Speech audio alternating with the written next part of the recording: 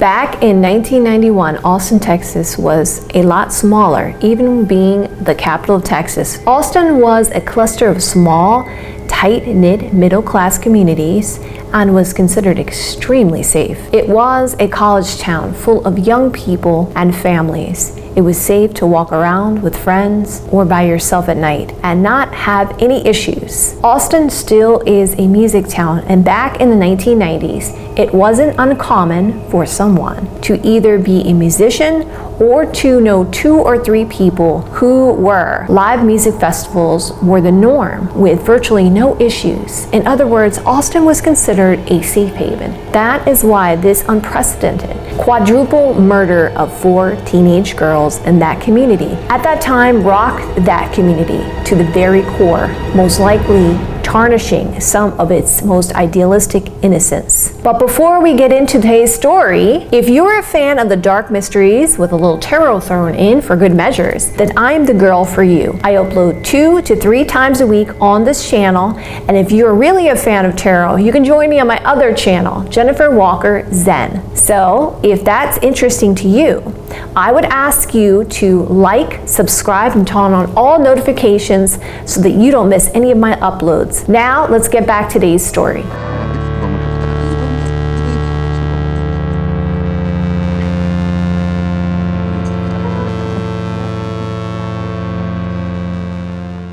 It was December 6, 1991. A Austin City police officer noticed smoke coming out of a yogurt shop, which was, I can't believe it's not yogurt. He immediately reported the smoke to dispatch, and immediately firefighters arrived at the scene. The fire was soon extinguished, but what investigators discovered inside absolutely shocked them. The lead detective described what he saw at the scene. This is what he said: for a long time, I shut out what I saw. It was like wholesale carnage. You know immediately that these were all kids. Investigators found the bodies of 4 teenage girls: 13-year-old Amy Ayers, 17-year-old Jennifer Harbison, her sister, 15-year-old Sarah Harbison, and 17-year-old Eliza Thomas. The scene was horrific. They had been stripped naked and bound together. 3 of the girls were stacked on top of one another. They all had been shot once in the head, but Amy had been raped and shot twice. They were all burnt very badly by the fire to the point where they were unrecognizable. They were completely charred. Amy was actually still alive when she was found. She was clinging to her last bit of life, but by the time she arrived at the hospital, she had already died. Elijah and Jennifer actually worked at the shop. Elijah was a supervisor, and the 2 of them were at the closing shift that night. Amy and Sarah actually came to the shop that night to help them do the closing shift. Because Jennifer was giving them a lift home, they were going to have a sleepover. The autopsy later showed that all the girls had been shot with a .22 caliber handgun. However, Amy had been shot with a different gun. As well, she had been shot with a .380 handgun. So she had 1 shot in the back of the head and 1 shot that went through the bottom half of her jaw. This led investigators to believe that there were at least 2 different guns at the scene, but that also that there was possibly at least 2 people. The fire at this point was considered arson, and that it had really been done to conceal the murders, but naturally due to the circumstances, firefighters didn't know what was going on inside because their main job was to put out the fire, and in doing so, all the crime scene evidence was destroyed. Imagine the scene investigators were looking at. The bodies of 3 young girls stacked on top of one another. A young girl also died on the floor, everything charred, and on top of all that, puddles of water everywhere. Everything was completely soaked by the high-powered fire hoses, meaning the evidence was also most likely displaced by the water. Investigators also later came to believe that Amy's body was also stacked on the top of the pile, but high-powered fire hoses most likely pushed her off. The Austin City Police Department, knowing this was going to be a big-scale investigation, reached out to everyone: the FBI, the ATF, and the Texas Department of Safety. The investigation was huge. They reached out to customers that were frequenting the shop. They reached out to the people that potentially walked by the shop. Basically, everyone who was in the immediate location of the yogurt shop, they wanted to reach out to. By doing this, it was discovered that the girls had definitely been alive around 10 o'clock p.m.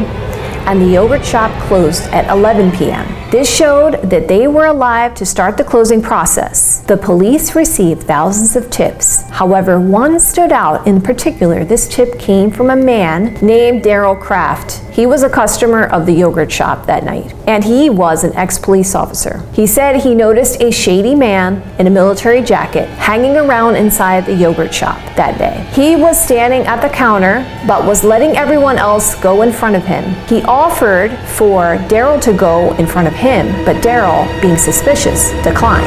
And at that point, the shady man ordered just a soda and disappeared to the back of the shop. Daryl, seeing Elijah, asked why the guy was going to the back of the shop. Elijah replied he was going to the back to use the restroom. Daryl, being an ex-police officer, was able to give a very detailed description of the man he had seen. White male, 6 foot, mid to late 20s, clean shaven, dark hair, and a long, sharp nose. Also, a married couple also came forward saying that they noticed 2 shady guys in the yogurt shop just drinking soda. The woman described how both the individuals really creeped her out, so she really noticed them a lot. The woman said that the men were acting strange, so strange that the married couple decided to leave. The married couple said when they left, the shady guys were the only ones left in the shop. Other than these 2 solid tips, the police had very little. 8 days later, the police picked up a 16-year-old named Maurice Pierce, who was off wandering the streets carrying a .22 caliber handgun. He was picked up a few blocks away from the crime scene. Immediately, the police began questioning him about the murders. Upon questioning, Maurice revealed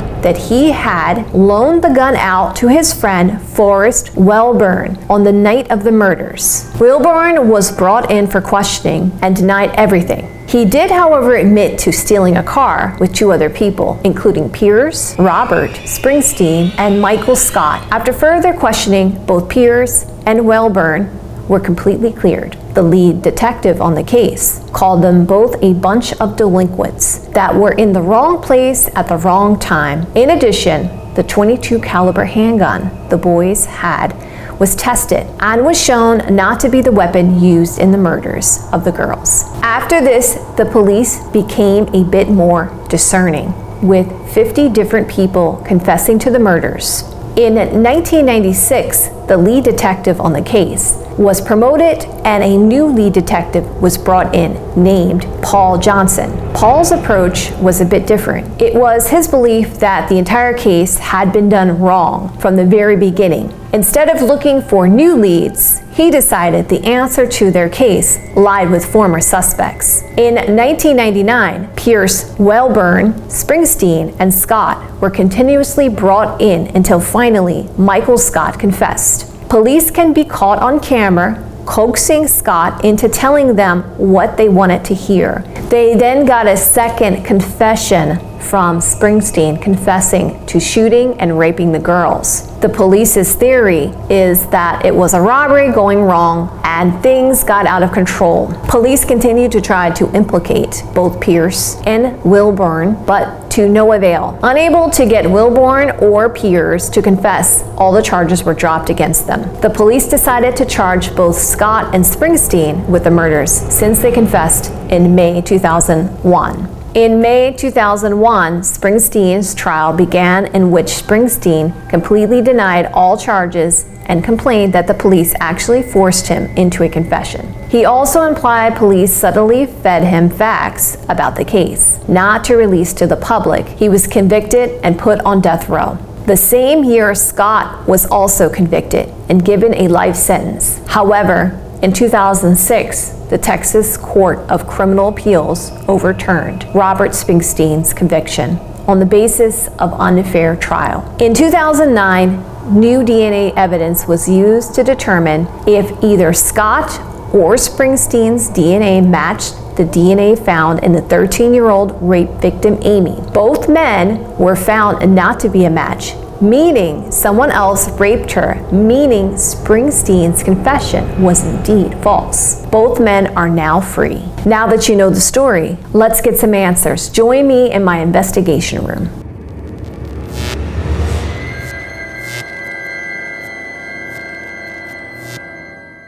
Hello, my beautiful souls. Welcome to my investigation room. I also want to preface with this, guys, this is for entertainment purposes only, so keep that in mind. I'm going to give you my thoughts, my feelings. I'm also going to use the system of Tarot, Gypsy, Kipper, and Lenormand. And also, guys, give me your thoughts, your feelings about what your understanding of the situation is in the comments below, as well as if you have a situation you want me to look at, or a story, or a case, let me know in the comments below. Okay, let's jump in here. So we're gonna start off with the Tarot here, okay? So in this situation, what happened here? I feel like the best way to approach this case, and remember this is for entertainment purposes only, is to examine exactly what went down here, what happened, because that's really the mystery around this situation, what happened. So this was something that was planned. Four of Swords shows me that it was well planned. There was a person, possibly a masculine energy, that felt like, all right, I have all my ducks in a row here, everything seems to be in place. And then choice was made to get off the beaten path here, okay? There was something to do with a happy home or a house, okay? Could have been some kind of celebration happening, okay, with the Four Wands that can represent some kind of celebration, a home, okay, something to do with stability and stableness, wanting some more stability and stableness. Something around this changed the choice here. And then there was a situation where somebody in the situation that was like, I don't think I can accept what's being offered here. Let's just test the waters here and, just take some actions here, take a risk, and then walk away with some kind of money. So it seemed like it was something to do with robbery or something pertaining to money around the situation, okay? It looks like there was some kind of visitor, there was a message, there was a reunion, or something that someone had done before, okay? So it may have been something that was already done before, so it's kind of like there was a plan involved, it was something that was familiar to someone. And we see there was a feminine energy here, and we see some kind of stuck energy here in this commitment. This can represent a single female or a person that felt used, okay? And there was a stuck energy around this in this commitment, and someone felt very trapped, okay, which is started to cause some kind of issues in the situation. We see that there was something pertaining to a theft, and then someone who had tremendous regrets, or they kept reliving this and feeling bad about it. There was a lot of sorrow, and we see there's an obligation here to this sorrow and this loss, okay? And I see that there was a friendship or someone who was a friend, and there was something involving money in ending some happiness here, or ending a situation, or ending something that was revealed about a house, a building, okay, a commitment, and wanting to isolate and separate. Let's talk about also what I feel, okay, as well, coming over to this side here.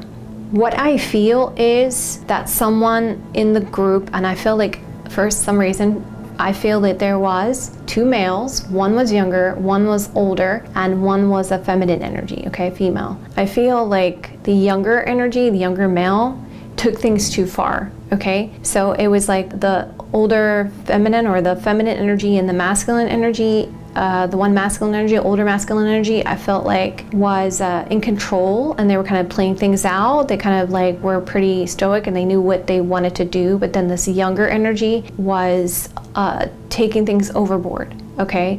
And an argument took place, some kind of argument, some kind of situation took place, because we see that there was this trapped energy and someone who was doing something behind someone else's back here, something that was deceptive about the situation or hidden about it. And there was a sense of, I want to distance myself, and there's some changes that caused a lot of worry and concern, particularly around feminine energy in the commitment. We see that there was this isolation, wanting to separate from it, this opportunity, and we see trying to be wise. So I don't feel like in this situation it was supposed to happen the way it did, because also when I come over to this card right here is interesting because it stood out for me, and I wanted to include it because I just felt like it definitely was relevant to this situation. It's showing a person, like a military person or someone who's wearing a uniform, okay, or there was a sense of order and structure, okay. We see the military person, which could talk just about there was some kind of routine, there was something ordered about the situation, there was something structured, okay, and then a surprise happened, which caused this huge misfortune, this huge event, okay, to go down the way it did. And it looks like someone nearly just made it out right as the firefighters and stuff were coming. It looks like somebody that was involved with the situation may have just nearly just made it out. So one of the individuals. So they may have had signs of being hurt from the fire as well. So that's interesting. It's something that stands out to me.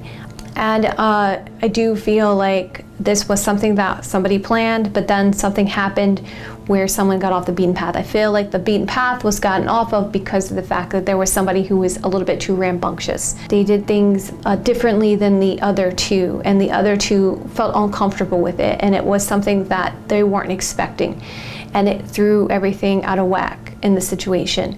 And that's what I feel like the scenario was here, okay?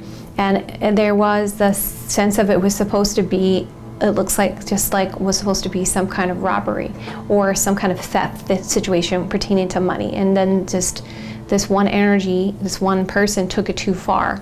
I want to tread lightly because I know that there's families and stuff involved with this, but someone took it too far. There was a person who felt uncomfortable. It was a feminine energy that felt uncomfortable. If we look at the numbers of this, fours talk about stability and stableness and needing to make a choice. We see a lot of four energy. So the situation or scenario took place because of stability, because of somebody wanting some kind of stability. And then we see there was this patient energy and something came out of balance in action and a risk that was taken. And then there was the sense of, oh my God, I want to walk away from this.